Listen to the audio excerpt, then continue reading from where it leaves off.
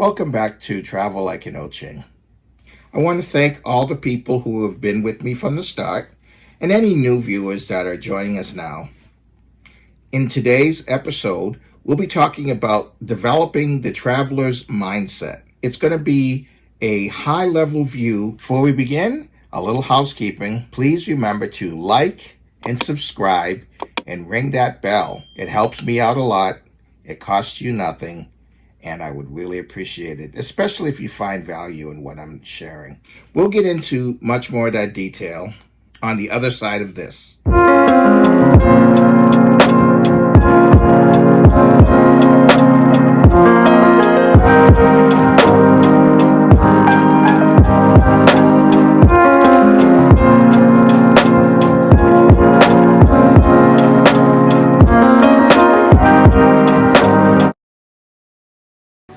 You are not a tree. You are not bound to the ground you walk on. You have wings and dreams and a heart full of wonder. So pick up your feet and go. Spread kindness like a wildflower wherever you go. Fall in love with the life you live and always leave people better than you found them.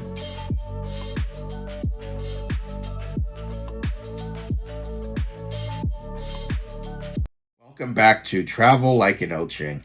I certainly hope you enjoyed that poem. Today is a special day for me because I get to talk about what it takes to develop that traveler's mindset. Now, these are just 12 things that I think about when I think about becoming a traveler. There are certainly many more, and I want you to explore that for yourself, but let me get you started with these.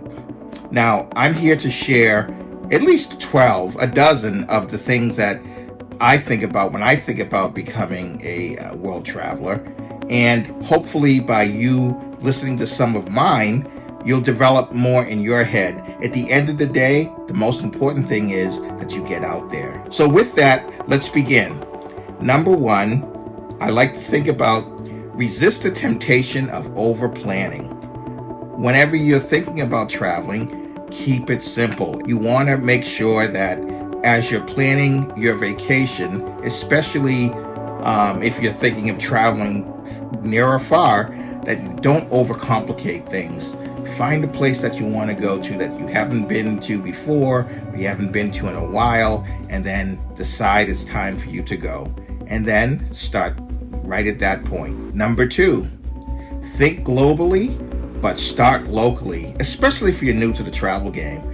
So my strategy here means have aspirations to travel everywhere in the world, but if you're not up to do that as your next trip, start locally.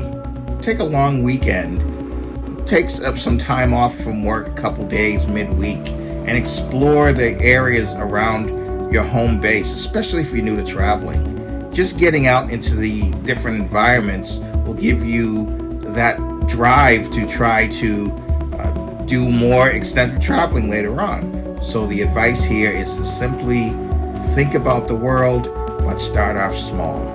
Number three, this is a particularly good one for me because it's a philosophy that I've developed right from the beginning, and I certainly hope you would decide this philosophy too. When thinking about a vacation or traveling, do not rely on other people to make that dream come to fruition. What do I mean by that? Well, quite often people will say, I want to go to the Bahamas. Maybe I'll get Joe and Peter and Scott to come with me, but we find out Joe, Peter, or Scott have every excuse in the world not to go. They're busy, they don't have vacation time. At first they gung-ho and they say, yeah, let's go, rah, rah, rah. You get deposits from everybody, but at the last minute they're asking for their money back because their transmission went, or they need a new refrigerator, or ... excuse after excuse after excuse. Now, if you waste your time relying on the alignment of all of your friends to get prepared to go on a vacation or a trip, you may never get on that trip, or it significantly cuts down the number of trips you can go on because you're always waiting in a state of someone having an excuse. So don't let that be your crutch. But I suggest you plan your vacation, You plan it as if you're the only one going, and then you invite people to join onto your itinerary and allow them to either say yay or nay, but it's not going to deter you from getting to where you want to go. Number 4 is just common sense, and that is travel within a budget. So it's one thing to say, I want to go to Paris, but it's another thing to say, if you're on a tight budget, I want to go to Paris and spend $10,000. You can have both. You don't have to go to Paris and spend $10,000. You can go to Paris and spend well within your budget. You just have to think about the spots you're going to and the types of ways you could travel like an Oching and get the same level of comfort without breaking your bank. My next one, number 5, flows into what we talked about already, and that simply is even short vacations count. So we talked about a weekend away, less than 50 miles from where you live, also counts as travel. Go to see a part of your state that you haven't seen before. Go to these little bed and breakfasts that are all over this country that offer unique getaways. Take advantage of Airbnbs that may be in a neighborhood, upscale neighborhood, or a vacation spot, or somewhere in the mountains, or somewhere deep in the city. Take advantage of these things. Even a hostel, if you're of that age and you're still into hosteling, use these opportunities to explore on the cheap, but yet have a quality vacation. Number 6, please share your adventures on social media. I know social media is getting a bad rap these days, but there is a good thing about social media if you use it correctly. And part of that is to share your life, share your adventures, especially the very positive ones. So showing other people where you've been makes it less scary for them to think about going there. So if I was afraid of Budapest and I decide I want to go to Budapest, but it's scary, but I see my friend Jonesy went to Budapest and he's having a great time, I'm going to be more likely to do that. In fact, I'm thinking of that about Oktoberfest. I keep seeing pictures of Oktoberfest and hearing stories on social media of how great it is. And as soon as this pandemic is over, I want to go to Oktoberfest because I was inspired by watching social media. So take some of your cues from the things that you look at, but be realistic. Don't try to think that don't try to be envious of someone else's life, and don't think that you can't have it because you're looking at it. Just think of, instead of I can't afford that, think of how can I afford that, and then work towards that, and then take advantage of whatever opportunities you have, and then go and enjoy that lifestyle and share it with family and friends on social media. One easy one that I've covered in past videos is the fact that you should talk to other travelers and see what inspires them, and perhaps having these social conversations will inspire you on new destinations. I know on several occasions when I'm on a cruise, I listen to other people talk about other cruises and other cruise lines, and even other land-based vacations, all-inclusive or just a high-end spa area or even a rustic cabin. And they've inspired me to look into possibly traveling to those types of places because I've never been in some of them before. So having conversations with fellow travelers is a great way to understand or to help build your passion to be a traveler. And you should take advantage of that. And that's an excellent way to think about that. This next one is one that could be relevant for the oldest traveler to the youngest traveler and everyone in between. You're never too young to start traveling, no matter at what age you introduce traveling. So in my scenario, in my case, I introduced my daughters to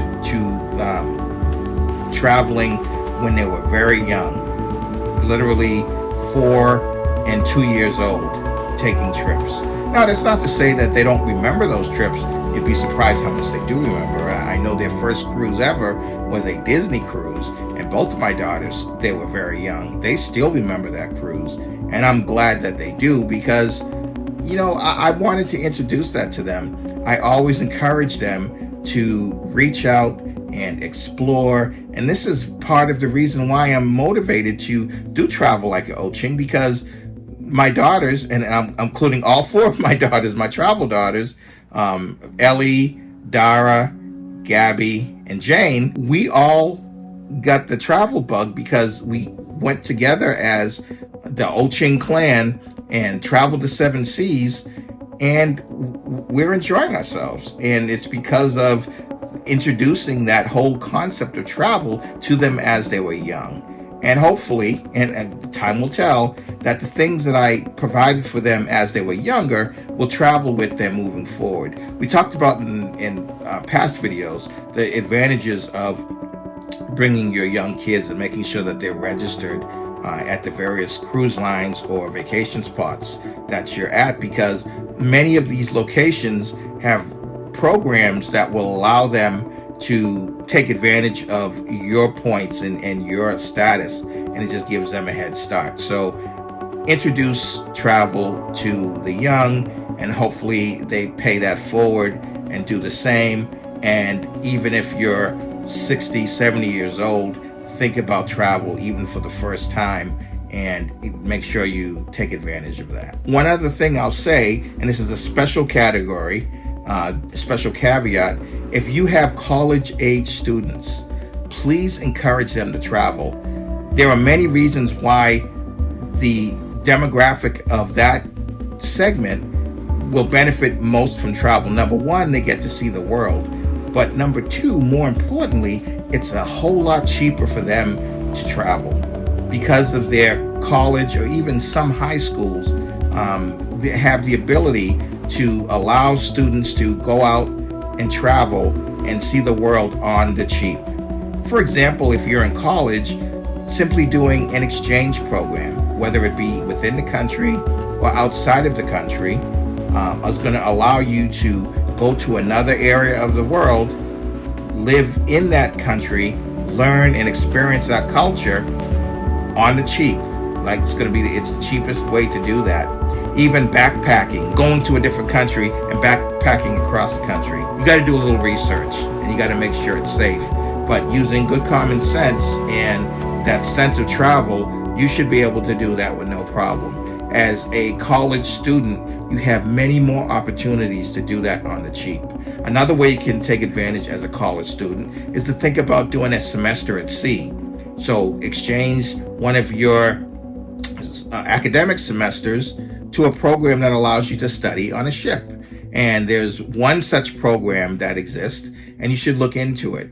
And basically, you study abroad on a ship, and you go to different ports, and it's not just for one major. You can study any types of degrees. I would recommend that you wait till you're about a sophomore or a junior to take full advantage of that, but there's no rule about having to wait until that time to travel. So consider a semester at sea. Number 10 is a little bit of an introspective piece of advice, and that is develop your own philosophy on travel. What do I mean by that? Have a goal. Immerse myself into the cultures that I go to. Think about a travel philosophy for you. Another part of my philosophy also dictates that every Christmas I'm going to go to a different location. So I know every year around Christmas and New Year's time that I will be in a different spot that I hadn't been before. And that's going to expand your travel repertoire if that's your travel philosophy. Maybe your philosophy is to visit a different state in the United States until you get all through with them. Well, that's 50 years of travel right there that you can look forward to. Build a philosophy for yourself on how you want to travel and your goals for traveling. Number 11 is important, and it echoes back to what we talked about earlier, and that is to flow your passion of travel to others. It's your responsibility. I started a YouTube channel, Travel Like an Oching, and what I hope that you guys are getting from this is my passion for travel and my passion for living out in the world and experiencing different things. We're not going to be able to understand the world by just staying in one place, and that is anywhere. It's not just the United States. for those who are in different countries and just stay in those countries, they have the same crutch that their perspective isn't global. That doesn't mean that you can't love your country, can't love your flag, all that other stuff. But what it does do is it exposes you to other people's realities. Think about it. If you live in the United States, you're in a unique position to be able to basically travel anywhere in the world. There are a few exceptions, and there are some places that you probably shouldn't go to for obvious reasons. But other than that, you have a whole world that is available to you, and you should take advantage of that. And the last one's kind of a fun one. Number 12 is to take advantage of travel like an Oching. You want to like, subscribe, and ring the bell so that I can bring you every week a different adventure, a different perspective on travel. If you truly value the stuff that I'm sharing with you, show me some love. Another way you can help is to simply share this video, and hopefully other people will get the information and take advantage of it. And one final way that you can support me is to support me on Patreon. The Patreon piece helps me bring these videos and upgrade equipment, allows me to pay for different itineraries to share with you, but that's not required. I will always present on YouTube in this format, and the only thing I ask of you is to like and subscribe. So let's summarize. Number 1, don't overplan. Number 2, broaden your travel horizons. Number 3, be a travel leader. Number 4, a budget. Number 5, plan quick getaways. Number 6, share your travel stories. Number 7, seek travel advice. Number 8, encourage the young. Number 9, leverage your college status. Number 10, create your own travel policy. Number 11, share your travel passion with others. And finally, show some love and click on Travel Like an Oching as your center for travel news. So with that, I want to say thank you again for joining me for this video. And until next time,